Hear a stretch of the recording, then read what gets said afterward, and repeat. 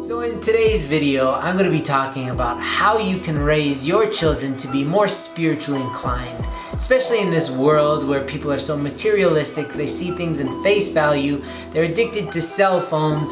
It's hard to connect in any meaningful way to the divine. But I've been doing this. I got 3 kids and I've also been helping kids from around the world. So I got some really good tricks and tips as to how you can get your kids to be excited about spirituality and build their own faith, a strong faith, an unshakable faith. So if you want to get into it and you want to learn some stuff, let's go into this video together.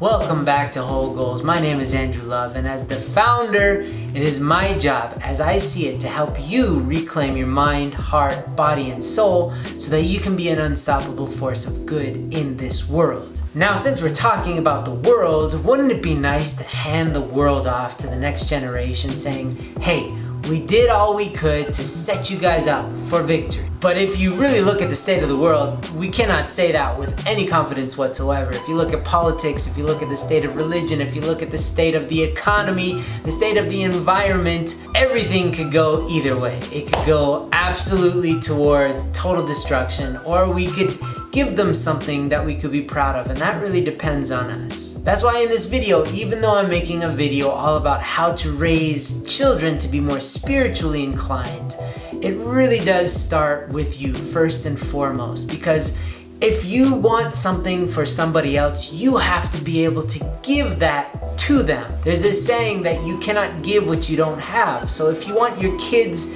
to have fulfillment in their life, you yourself must be fulfilled. It's the law. Because otherwise, you're not able to provide that for them. Wish as you may, you won't be able to set them up right. So by being plugged in, and this is really, really important, to be plugged into the source of love and inspiration and ideas, creativity, connection, everything good requires us to get beyond the limits of our physical thinking and feeling and to connect to the divine source of all that is good through God, through whatever you call this being. So that's the first step. First and foremost is you must be plugged in, because then you'll be able to guide your kids much better. Without that, you're gonna want to impart things, but it's just gonna be from your brain. You're gonna wanna give them love, but it's just gonna be from your heart. And although that's better than nothing, it's a far cry from really giving them the powerful source of God's love. All religion, all faith, all spiritual practices that have any value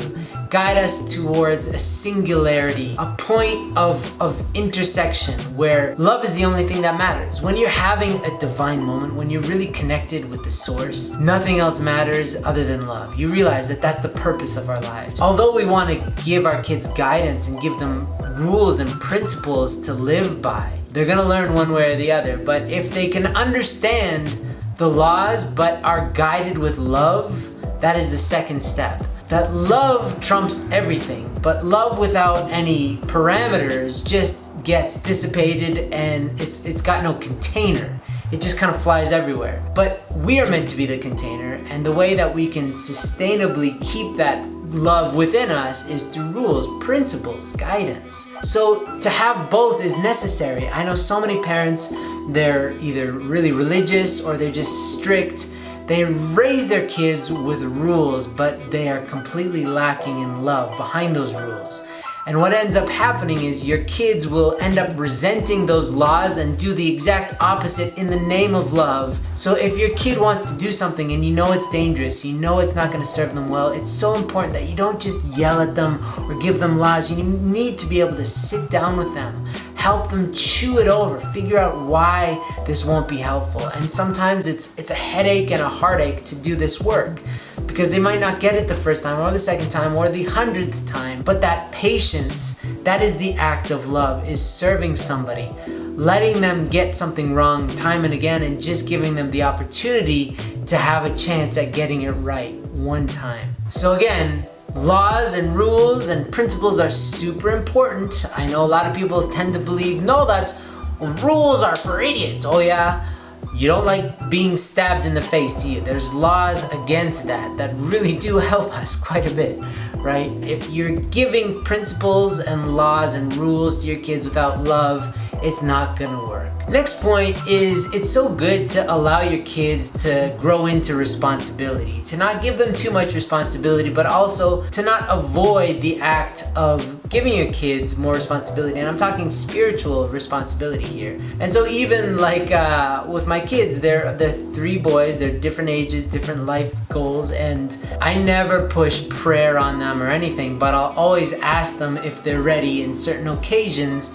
And a lot of times they will step up, and they've done so in different ages. So my youngest is now 3, but when he was 2, that's when he started praying for when we were gonna have meals or when we're in public. He loved praying, so I would let him pray more. Whereas the middle guy is a little shyer, so I don't wanna push that on him. We'll do it more in private. Sometimes if you're like, go pray in front of everybody, or go do something that's beyond their capability at that time, then they start to associate prayer with fear. Giving them responsibility, but doing it in a safe way so that you can stretch their abilities without breaking them. Another really important tip is to expose your children to different types of beliefs. A lot of times we want to shelter them because we might be of a certain religious persuasion, or we just have our thoughts that we think are right. And so we say, don't look over there. Don't look over there. Those people are wrong. I'm right. And that works perfectly until your kids are able to think for themselves, and they will. And eventually they're going to kind of peek over the other side, and they're going to see some very enticing information. And if they are completely sheltered and then they're given this opportunity to see an array of other ideas, they're going to run to those ideas. They're going to accuse you at some point of sheltering them, of giving them misinformation, because you didn't paint the whole story. You didn't give them the whole spectrum and allow them to choose. So I think, I've been to Hindu temples, we've been to Buddhist temples, we've been to mosques, we've been to Christian churches, we've been to everything so that they can be exposed to this array of different beliefs. And I try my best to not give them a biased perspective, even though I have my biases on these things. And if they have questions, to try to find answers together with them by asking somebody of that faith or what have you. But this, in the end, it seems risky especially if you have a faith, because what if they leave your faith? Well, they're much more likely to have an informed faith if they know what the other faiths are providing. Because a faith that's born in ignorance will be fear-based, and there's no love when you're filled with fear. So you're not getting the value of your faith anyway if you're just afraid of the other faiths. And that's how religious wars start. That's how belligerence is propagated. So to expose them to different faiths, and not, just like a ridiculous cartoonish version of the faith, but letting them experience it, praying with people of other faiths, it's quite amazing. The next point is be willing to not know. This takes courage. A lot of us, especially with our own kids, we want to have all the answers. If our kids have a question, we want to give them the first answer that comes to us to show that we are confident in our beliefs. And a lot of times this comes to bite us in the butt later down the line because we gave them an unsatisfactory answer because it wasn't a real answer. It was just from the tip of our brain. It wasn't from any deep place. But one of the most powerful things that you can do is to say, I don't know. If you're really curious, let's find out together. And then you pray together, you go deep together, you talk about it, you chew on this, and then you're developing a faith that becomes coalesced. That's really cool. Your faith and their faith starts to work together rather than creating these isolated faiths.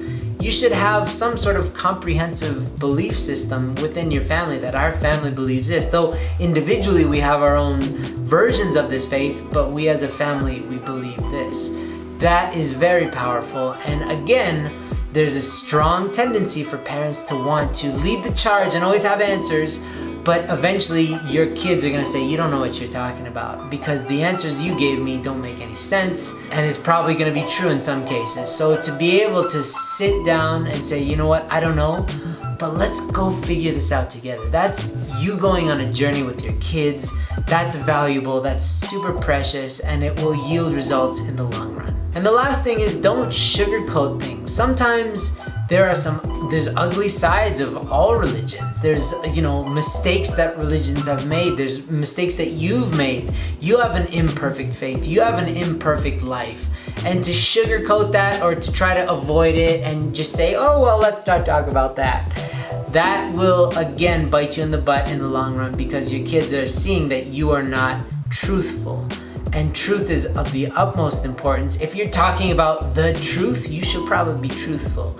Where you fall short, where you have doubts, this is all important, because you're giving them a much bigger canvas to work with, to create a beautiful faith of their own. If you just give them this little canvas, then they're going to be forced to create a small faith. But if you give them a big canvas, they can create a big, robust, beautiful faith for themselves. So there's so many more tips that I can go over, but I just wanted to give you some basic ones. These are ones that I definitely use in my own life and have saved me in the long run and have created really strong bonds between myself and my kids. And our faith is something that serves us and our relationship, rather than something that I force upon them like some gross medicine. Each kid grows differently, intellectually, spiritually, emotionally.